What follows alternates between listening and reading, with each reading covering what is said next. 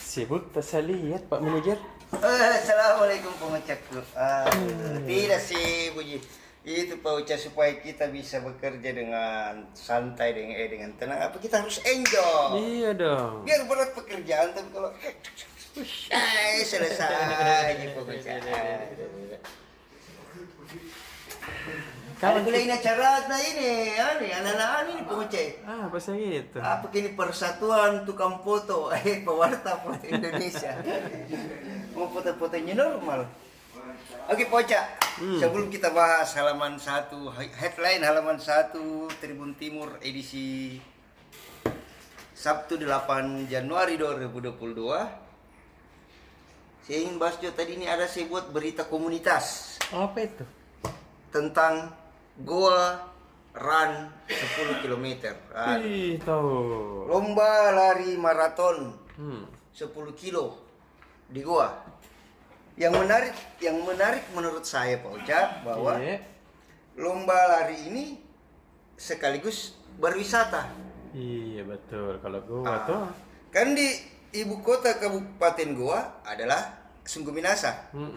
Di kota Sungguh Minasa ini ada beberapa destinasi wisata sejarah dan budaya peninggalan kerajaan Goa. betul. Ada Balak Lompoa kan, kerajaannya, rumah rajanya kan. Iya. Ada kompleks makam Sultan Hasanuddin. Yes. Ada Masjid Tua Katangka, ya kan? Yang masjid tua itu setiap hari aku lewati itu kalau pergi ke kantor dan rumah aku Pocok. Di belakangnya itu kan kuburan yang memang khusus keluarga kerajaan kan. Betul. Kemudian ada Masjid Agung Syekh Yusuf. Jadi yang menarik Pocok, 1.200 pelari yang sudah mendaftar ini akan berlari melewati tempat-tempat wisata itu dan singgah apa istilahnya itu istirahat sebentar di situ tuh sambil lihat-lihat gitu kan. Jadi startnya dari Rujak Bupati Goa. Ya. Lari. Saya kurang hafal. Saya tinggal di Goa Pengucat tapi kurang hafal kan nama-nama jalannya. Penduduk liar. Tinggal di Goa, KTP di Makassar, bahaya. Kantor Bupati Goa lari ke lewat depannya makam Sultan Hasanuddin kan di daerah Palantikan itu. Iya. Kemudian jalan-jalan belok ke Masjid Tua Katangka, ya kan? Terus sampai di perempatan Malengkeri kan, perbatasan Makassar, belok kiri ke Balak Lompoa, ya kan? Dari Balak Lompoa kembali ke Jalan Masjid Raya, lokasinya Masjid Agung Syekh Yusuf. Kan keren tau itu masjid, tahu apa macam. Pernah lihat kan? Wih, bagus. dalamnya kayak Di sebelahnya itu ada Goa apa lagi nama Discovery. Goa Discovery. Di yang tadi Goa itu masjid itu banyak warkop. Minum kopi di situ. Saya kalau minum kopi memang di daerah situ. Biasa kalau pika sembahyang Jumat di Masjid Agung Goa itu jam 10 pergi mak. Tapi kan minum kopi dulu tuh sambil tunggu sembahyang Jumat, minum kopi 2 jam. Gitu Poncak. Dan lebih menarik lagi di destinasi-destinasi wisata itu peserta atau pelari ini singgah sebentar, kemudian mereka akan disuguhi oleh kesenian-kesenian tradisional. Kayak ada Gandrambulo. Kalau di Balak Lompoa itu mereka akan disambut dengan apa itu? Parade pasukan Tobarania. Pasukan berani mati dulu kerajaan Goa tuh. Ada Gandrambulo. Macam-macam lah kesenian-kesenian khasnya Goa atau Makassar kan. Itu pengucap. Jadi bagus gitu. Hari Minggu pagi orang lari-lari, kita ngopi-ngopi di depannya Masjid Agung. Lari-lari muka saya nonton kok. Oke pengucap. Itu berita komunitas kita besok pengucap. Selanjutnya, apakah headline untuk berita headline halaman 1 edisi besok? Tentu saja pengucap. PSMD. Besok malam di Stadion Kompiang Sujana Denpasar. Laskar Pinisi PSM Makassar memulai laga perdana putaran kedua Iya. Atau seri 4 Liga 1 2021-2022 melawan Laskar Sape Kerap alias Madura United. Iya. Sape Kerap itu Pongoca berarti adalah karapan sapi, balap sapi itu kalau di sana di Madura. Betul. Tuh, balapan sapi, lasa sape kerap, sapi, kerap itu karapan itu ya balapan itu di lumpur. Tapi sapinya di lumpur, baru ada anunya di belakang kayak orang membajak gitu. Nah, kita sangat berharap bahwa besok PSM meraih 3 poin. 6 kali loh Pak Uca, 6 kali pertandingan terakhir itu, seri 3 itu tanpa kemenangan. Iya dia. 6 pertandingan di seri ketiga, kita 2 kali kalah, 4 kali imbang kan? Iya. Jadi dalam 6 pertandingan, supporter PSM kehilangan. Gimana sih rasanya euforia kemenangan itu ya? Iya. Gimana sih rasanya kita berteriak-teriak di warkop merayakan kemenangan. Kita harap besok malam euforia itu kembali kita rasakan, karena Ferdinand Sinaga, striker yang hilang, striker PSM yang hilang itu kembali, meskipun statusnya dari Persis Solo adalah pinjaman. Kemudian apalagi harapan baru itu bahwa PSM bisa menang Poca dengan kehadiran Joggal. Iya. Joggal ini pelatih baru dari Belanda. Karir terakhirnya sebelum ke PSM adalah asisten pelatih Guangzhou City, tim Liga Cina. Jadi ujian pertama ini pelatih ya. Ini adalah debut pertamanya Joggal di Indonesia, dan itu adalah PSM.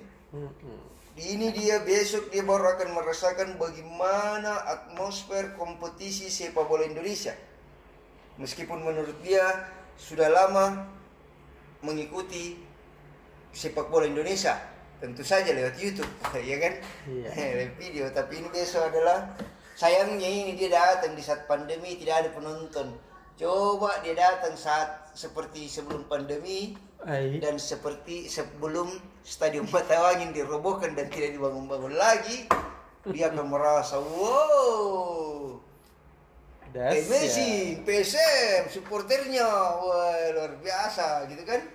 Sayangnya ini kan PSM besok berstatus tuan rumah Poca kan. Iya. Tapi karena itu pandemi, jadi kompetisi dipusatkan di satu tempat.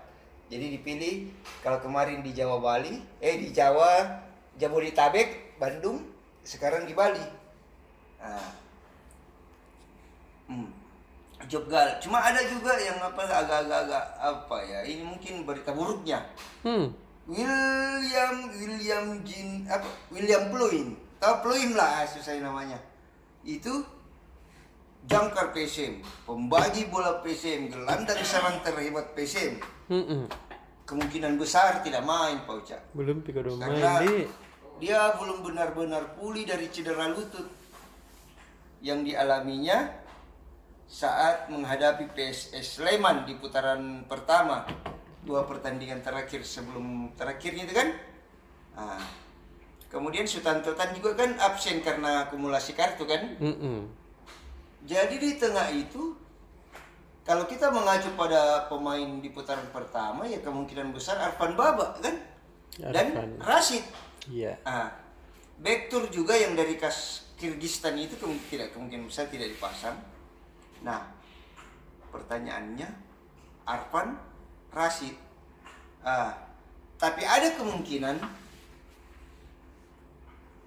dengan masuknya Ferdinand, Ance Jensen yang ditarik ke belakang mengisi posisinya Pluim. Karena Ance juga sebenarnya berkarakter gelandang serang, bukan striker murni kan. Sementara Ferdinand striker murni. Jadi ada kemungkinan besar Anco yang mengambil alih perannya Pluim sebagai pembagi bola yang menggocek-gocek bola di tengah. Apakah ditemani oleh Arfan Baba atau Rashid Bakri, atau bisa jadi pemain debutan dari PSM Akademi PSM dan Garuda Select, orang Enrekang, Muhammad Rafli Asrul, bisa jadi kan. Nah, jadi itu pemecah. Nah, apa strateginya besok Joggal? Ya, meskipun dia tidak ungkap secara jelas, tapi dia karakter pelatih yang menyukai pola 4-3-3, skema 4-3-3 kan? Iya. 4 belakang, 3 tengah, sayap kiri sama 1 striker pemecah. Begitu pemecah. Oh, ada lagi striker baru itu yang orang Papua, Marinus siapa ya? Marinus itu juga lumayan bagus juga itu. Cuma dia memang enggak apa ya, ada kan itu striker yang kadang bagus kadang tidak kayak gitu pemecah tuh. Mudah-mudahan ini yang bagus ketahuan deh. Betul, ini semoga besok dia bisa main bagus.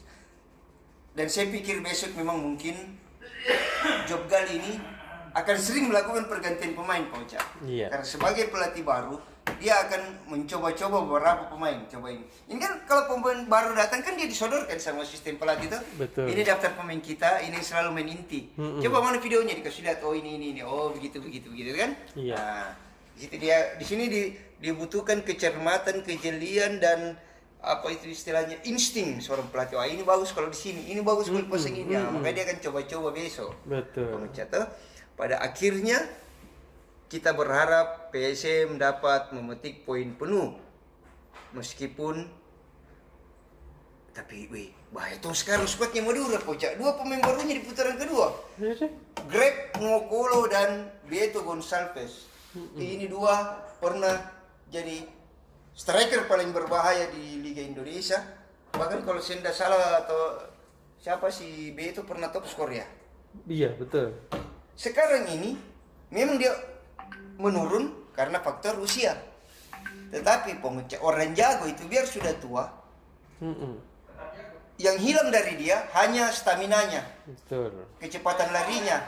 Tetapi skill, pengalaman, Greg Nokolo pernah bilang begini pemecah. Melawan pemain yang lebih tua, memang kau akan menang dari segi kecepatan, pemain muda kan? Iya. Tapi meskipun kau cepat, kau akan sulit mengambil bola dari kaki pemain tua. Kenapa? Karena dia memiliki pengalaman. Betul. Begitu pemecah. Kita berdoa besok PSM menang. Di mana kita nonton besok, Pocak? Jaga kantor kita kalau malam minggu. Tuh? Iya kok dong. Kau. Dah.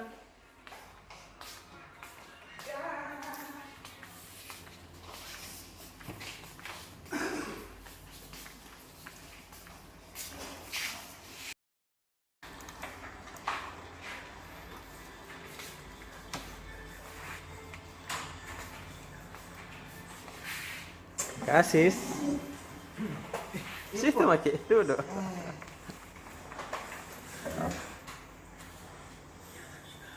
Halaman apa itu, Kak Asis? Ya. Halaman apa? Lipsus. Lipsus. Iya. Bosku. Ngopi bareng nih. Dengan siapa? Kita tahu jika bosku siapa. Siapa yang bos? Tak banyak sekali bos tak kita. Satu saya bosku. Iya. Satu. Sekarang banyak rekrut pemain masuk ke PSM. Siapa itu? Iya. Nggak tahu nah. Biasa itu bang. Lipsus.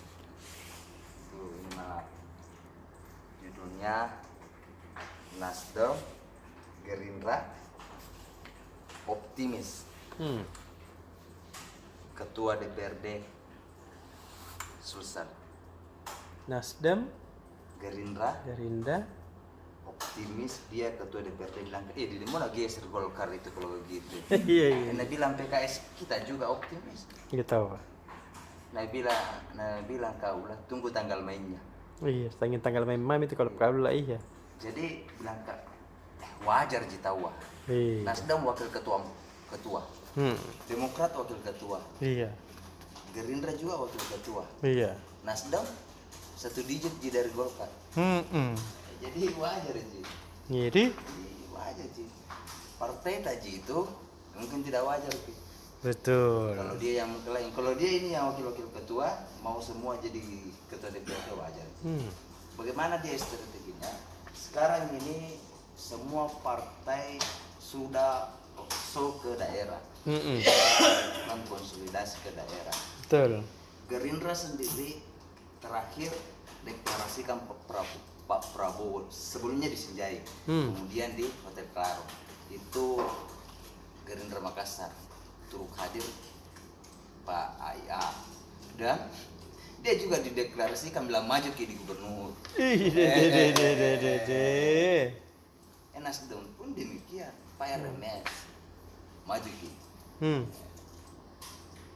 Jadi semua sekarang ini semua partai sudah melakukan konsolidasi. Bahkan PKS sudah mengklaim sudah mengatakan bahwa ada 880 anak muda sudah mendaftar bakal calon anggota dewan. Bakal calon. Jadi kalau bakal calon berarti dia nanti jadi calegnya. Iya. 880. Tidak mau tahu kalau ini nih Ustaz kan. Iya deh. Pokoknya kalau RMS bilang kemarin dia bilang kita akan rekrut 1 juta kader. Bukan kader baru. Deh. Jadi dia dikasihkan mana saya kader Nasdem. Iya mana EKT yang. Jadi dia sekarang dia punya dia bidik-bidiknya sekarang itu merekrut sebanyak-banyaknya kader. Jadi hitung-hitungannya begini. Jago kan adik? Iya. Jumlah pemilih Sulsel kalau tidak salah berapa kemarin? 7 juta 9 juta. Berarti kalau misalnya hampir satu kota Makassar kalau 1 juta. 1 satu kota Makassar. Kader. Artinya kader ini berarti pemilih. Iya. Pemilih. Entahkah dia umurnya berapa tahun, nanti di 2024 nanti dia sudah bisa memilih. Golkar juga tidak tinggal diam. Nah bilang Pak TP setelah dia dilantik, segera keliling daerah lantik pengurus DPD 2. Kan sekarang ini baru baru Pak Api. Ya semua rampung tingkat kecamatan. Rampung semua. Gerindra tidak mau tuh bilang kami juga baru-baru ini rampung juga 15 kecamatan. Tinggal kelurahan bilang Kak ya. Ini. Makanya tambah-tambah mikir reporter politik. Iya. Kita iya. Saya sudah sampaikan tadi sama Pak News Manager Pak Imam.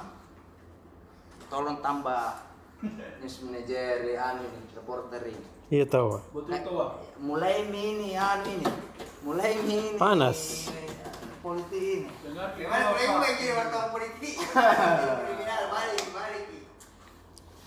Nah bilang Papi kader solid untuk Pak Erlangga. Kayaknya Papi ini lebih bagaimana ini? Dia bilang kalau Erlangga presiden, ikut itu calegnya. Iya tahu. Apa selanjutnya komentar-komentar Ayah dengan Pak RMS? Baca buku besok. Iya. Kita baca ya itu tuh orang yang kutanya. Iya. Karena kalau kutanya kini pasti udah jangan dibaca koran deh. Sudah itu semua itu intinya. Iya di. Malas juga beli kok. Iya tapi tidak aku jelaskan ini apa-apa ini tadi ini bahan grafisnya. Wih, bagus. Kalau mau pilih apa-apa dalam grafis itu baca ini kalau tidak mau dia jangan ini tidak dipaksa juga. Nih. Nah, si mama dulu Pak. Iya. Satu aja. Iya. Itu Banji. Halaman lain. Dengar Pak Manajer. Ini mau dulu Pak. Taruh besi mana?